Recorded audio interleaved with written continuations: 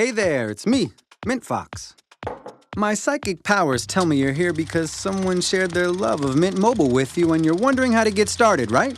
Well, here's the story. First, you've got to download our free Mint Mobile app if you haven't already.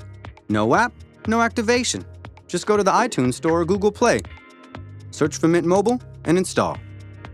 Congratulations! That was the hard part. Once installation is complete, just open the app and accept the user agreement. Of course, we recommend that you read every last word of it first. Yeah, sure you will. Anyway, from here, just follow the simple instructions on the app.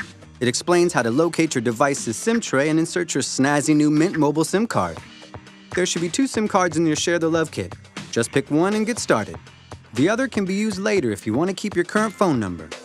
Now use the app to activate your trial service. You just got to enter a few details. You can use the SIM scanner feature for this.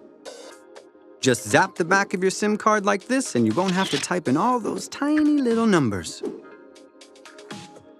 The last thing to do is make sure your data settings are all updated so you can send group and picture messages.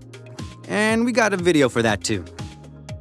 Once that's all squared away, you can try your Mint service out wherever you work, play, and loiter.